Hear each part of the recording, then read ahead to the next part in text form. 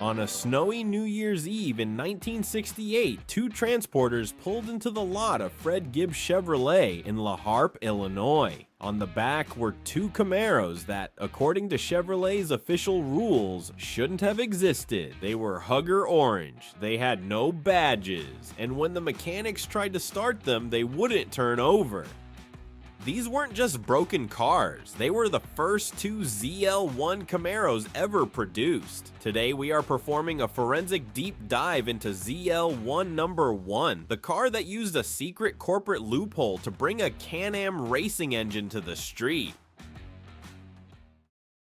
In 1969, GM had a strict ban. No mid-size car could have an engine larger than 400 cubic inches. But Fred Gibb, a performance-minded dealer, and Dick Harrell, a legendary racer, wanted something more. They needed a car to dominate the NHRA Superstock class. To do it, they used the Central Office Production Order, or COPO 9560.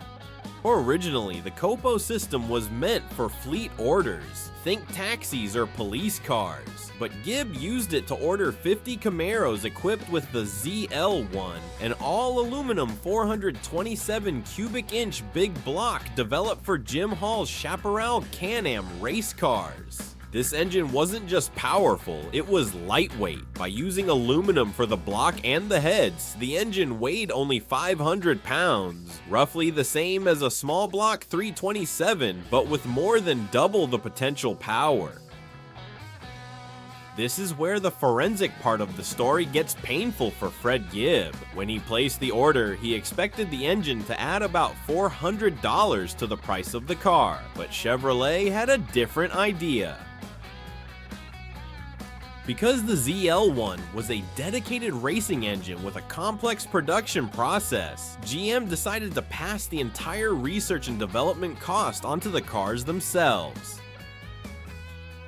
The ZL1 engine option alone was invoiced at $4,160. To put that in perspective, the base price of a V8 Camaro was only $2,726. By the time you added the heavy-duty radiator and the ZL2 cowl induction hood, the total sticker price of ZL1 number 1 was $7,269. That was more than a fully loaded Cadillac and $1,000 more than a high-performance Corvette. Fred Gibb had 50 of these cars on his lot and quickly realized that almost nobody could afford them. He eventually had to return 37 of them to Chevrolet, where they were distributed to other dealers across the country. Let's look at the specific build of VIN 124379N615211. This car was the very first. Because it was intended for the NHRA, it was stripped of all unnecessary weight. It had no radio, no heater, and no exterior badging. If you saw it on the street, you'd think it was a base model Camaro with plain hubcaps.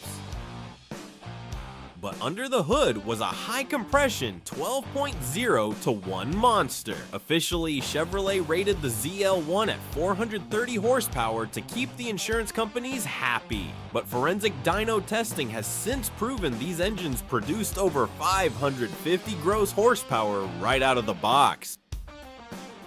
Number 1 was equipped with the M22 Rock Crusher 4-speed manual and a 4.10 posi-traction rear end. It was built for one thing, the 1,320 feet of a drag strip. Dick Harrell took ZL1 number 1 and turned it into a drag strip terror. Sponsored by Fred Gibb, the car traveled the country, setting records and establishing the ZL1 legend. But after its racing career ended, the car, like many old race cars, was sold and traded. For a time, it was just another cut-up drag car. It wasn't until collectors began decoding the paperwork that they realized the significance of this specific Hugger Orange car. It was eventually restored to its concours as delivered condition, retaining its original sheet metal. In 2012, this specific car sold for $400,000. And in today's market, a numbers-matching ZL1 can easily push past the $1 million mark. It is the holy grail of the Copo program because it represents the exact moment the factory decided to build a race car for the street.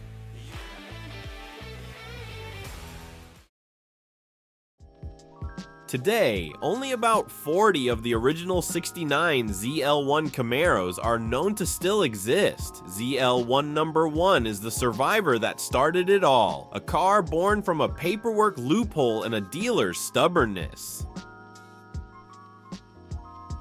We want to hit 10,000 subscribers to start doing on-site investigations of these crusher locations. Hit subscribe, join the search party, and tell me in the comments, if you had to hide a car from a corporate crusher today, where would you stash it? I'm reading every theory. I'll see you in the next investigation.